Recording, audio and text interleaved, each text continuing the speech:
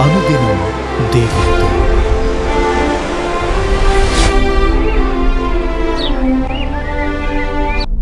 Praise the Lord. అనుదినం దేవునితోనే కార్యక్రమాన్ని ప్రతిరోజు చూస్తున్న మీ అందరికీ మన ప్రభు అయిన రక్షకుడైన యేసుక్రీస్తు ఘనమైన నామంలో వందనాలు. ఈ ఉదయకాలం దేవుని వాక్యం చూసుకుందాం. యోహాను సువార్త 1వ అధ్యాయము 16వ వచనం. ఆయన పరిపూర్ణతలో నుండి మనమందరము కృప వెంబడి కృపను పొందితిమి. యేసుక్రీస్తు ప్రభువారు మత్తయి సువార్తలో ఒక మాట అన్నాడు, మీ పరలోకపు తండ్రి పరిపూర్ణుడు గనుక మీరును పరిపూర్ణులుగా ఉండెదరు అని. మనము పరిపూర్ణులముగా ఎందుకు ఉండలేకపోతున్నాం?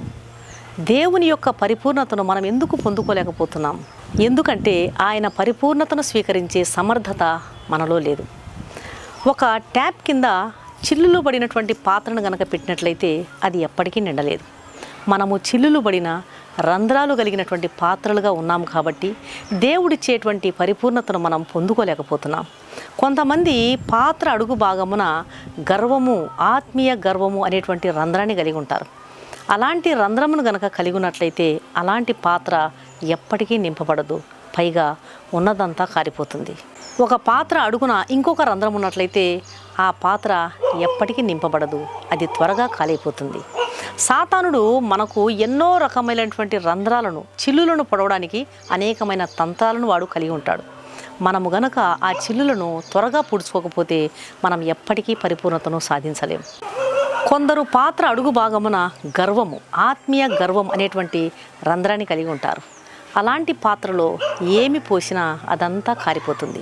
అలాంటి పాత్ర, అలాంటి గర్వం అనేటువంటి రంధ్రం కలిగినటువంటి పాత్ర దేవుని పరిపూర్ణతను ఎప్పటికీ పొందుకోలేదు. ఇంకొంతమంది కొన్ని రకాల చిల్లులు కలిగి ఉంటారు. కలహము, విభజన, తీర్పు తీర్చేటువంటి మాటలు, ప్రశ్నించేటువంటి స్వభావము, అనైతికత, ఒక సహోదరుని గురించి కానీ లేదా ఒక సహోదరుని గురించి కానీ చెడుగా మాట్లాడేటువంటి స్వభావము, ఇవన్నీ కూడా పెద్ద పెద్ద రంధ్రాలు. వ్యతిరేకమైన తలంపులు, పనికిమాలిన మాటలు అనేటువంటి రంధ్రాలను గనక మనం కలిగి ఉన్నట్లయితే దేవుని పరిపూర్ణతను మనం ఎప్పటికీ పొందుకోలేము. దేవుడు మనకు ఎన్నో కృపలను అనుగ్రహించినాడు. ఆ కృపలన్నిటినీ మనము లెక్కించుకుంటూ ఒకటొకటిగా జ్ఞాపకం చేసుకుంటూ మన హృదయాలను కృతజ్ఞతతో నింపుకోవాలి. మనం పొందినటువంటి ఆశీర్వాదాలను లెక్కించుకుంటూ ఒకటొకటిగా జ్ఞాపకం చేసుకుంటూ వాటన్నిటిని బట్టి మనం దేవుణ్ణి స్తుతించాలి. మన హృదయాలు స్తుతి చేత నింపబడి ఉన్నట్లయితే ఎప్పుడు కూడా మన హృదయాలు స్తుతి చేత నింపబడినట్లయితే సాతాను మన దరిదాపులో కూడా రాడు. మన ఆత్మీయ ఎదుగుదలను ఆటంకపరిచే విషయాలను మనం వెనుకకు త్రోసేసి దేవుని పరిపూర్ణతలోనికి మనం ప్రవేశించాలి. అప్పుడే అధికమైన ఆశీర్వాదాన్ని, అవసరమైన సిద్ధపాటును మనం కలిగి ఉంటాం. రోమీయులకు రాసిన పత్రికలో పౌలు గారు ఒక మాట అన్నాడు, నేను మీ యొద్దకు వచ్చున్నప్పుడు క్రీస్తు యొక్క ఆశీర్వాద సంపూర్ణముతో వచ్చునని ఎరుగుదును అంటున్నాడు. అసంపూర్ణమైనది అంటూ యేసునందు ఏదీ లేదు. నువ్వు ఏదైతే కలిగి ఉంటావో అదే నువ్వు ఎక్కడికి వెళ్ళినా మోసుకుని వెళ్తావు. నీ బంధువుల యొద్దకు కానీ, నీ స్నేహితుల యొద్దకు కానీ, నీ ఇరుగు పొరుగు వారి యొద్దకు కానీ, నువ్వు పనిచేసే ప్రాంతానికి కానీ, నువ్వు చదువుకున్నటువంటి ప్రాంతానికి కానీ, నువ్వు ఏమి కలిగి ఉంటే, నువ్వు ఆశీర్వాదాన్ని కలిగి ఉన్నావా అది మోసుకుపోతావు. నువ్వు దీవెనను కలిగి ఉన్నావా అదే మోసుకుని వెళ్తావు. నువ్వు ఎక్కడికి వెళ్ళినా నువ్వు కలిగిన దాన్నే నువ్వు మోసుకుని వెళ్తావు. నువ్వు సంతోషాన్ని కలిగి ఉన్నావా, సమాధానాన్ని కలిగి ఉన్నావా, ఐక్యత గల మనసును కలిగి ఉన్నావా, దీవెన కలిగి ఉన్నావా, ఆశీర్వాదాన్ని కలిగి ఉన్నావా, నెమ్మది గల మనసును కలిగి ఉన్నావా, నువ్వు ఏది కలిగి ఉన్నావో అదే మోసుకుని వెళ్తావు. నీ స్నేహితుల యొద్దకు, నువ్వు పనిచేసే చోటుకు, నువ్వు చదువుకునే చోటుకు, నీ ఇరుగు పొరుగు వారి యొద్దకు, నీ బంధువుల యొద్దకు నువ్వు ఏవి కలిగి ఉన్నావో అది వారికి ఇస్తావు. అలా కాకుండా నువ్వు అసంపూర్ణంగా ఉన్నట్లయితే నువ్వు కలహాన్ని తీసుకుని వెళ్తావు, నువ్వు విభజనని తీసుకుని వెళ్తావు, వేరుపరచడాన్ని తీసుకుని వెళ్తావు, చాడీలు తీసుకుని వెళ్తావు, ఇతరుల సమాధానాన్ని పాడు చేయడాన్ని తీసుకుని వెళ్తావు. ఇద్దరికి మధ్య సమస్యను సృష్టించే విధముగా నువ్వు తయారైపోతావు. కాబట్టి మనం సంపూర్ణతను కలిగి ఉండాలి. కలహము, విభజన, అసమాధానం ఇది సాతాను కార్యం. మనం అలాగ ఉండకూడదు. సోమరి క్రైస్తవులం, సారం లేని క్రైస్తవులం, రేపు విధేయత చూపుదాం అనేటువంటి మనసు, ఇవన్నీ కూడా పెద్ద పెద్ద రంధ్రాలు.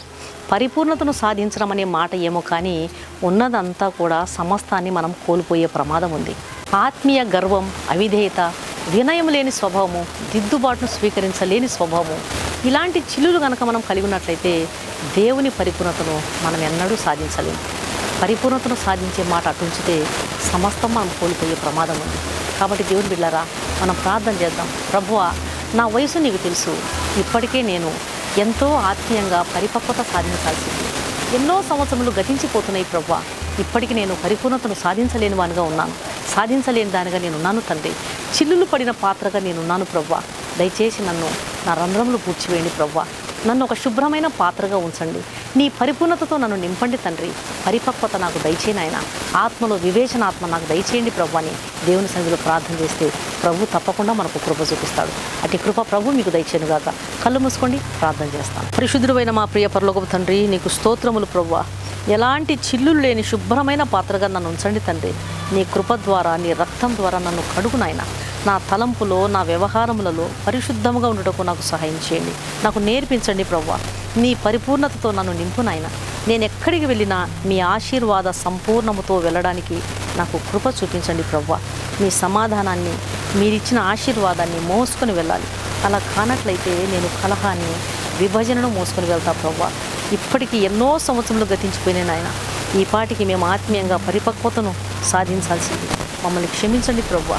మీ పరిపూర్ణతను మాకు దయచేయండి ప్రభువా. ఎంతో ఎదగాలి నాయన. ఇన్ని సంవత్సరాలు గతించిపోతున్నవి కానీ ఎప్పుడు తండ్రి నేను నీ పరిపూర్ణతలోకి ఎదగగలను ప్రభువా.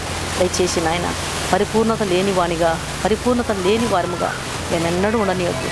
రంధ్రాలు పడ్డ పాత్రగా ఉన్నామయ్యా. దయచేసి మా రంధ్రాలు గుర్చివేయండి. కాలి అయిపోయినటువంటి పాత్రగా ఉన్నామయ్యా. దయచేసి మమ్మల్ని మీ ఆత్మతో నింపండి. చిల్లులు లేని శుభ్రమైన పాత్రగా మమ్మల్ని ఉంచండి. మీరే కృప చూపించమని యేసు నామం అడిగి వేడుకుంటున్నాను తండ్రి. ఆమేన్. ఈ వాక్యమైన ప్రియమైన దేవుని బిడ్డలారా, దయచేసి దేవుని వాక్యం అనేకులు విని మేలు పొందే విధంగా దేవుని వాక్యాన్ని షేర్ చేయండి.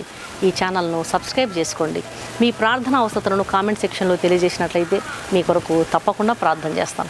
ఈ వాక్యం విన్న మీలో ఇంకా రక్షణ పొందని వారు ఎవరైనా ఉన్నట్లయితే దయచేసి క్రీస్తు ప్రభువారికి మీ హృదయాన్ని ఇవ్వండి.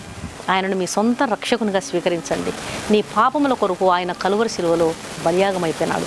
ఆయన రక్తంలో కడుగబడితేనే ఒక పాపికి రక్షణ, నిరీక్షణ, పాప క్షమాపణ దొరుకుతుంది. కాబట్టి ఆయన ఇచ్చే ఉచితమైన రక్షణను స్వీకరించండి. ఆయన ఆహ్వానాన్ని తృణీకరించవద్దండి. ప్రభు మీ ఆత్మను రక్షించును గాక.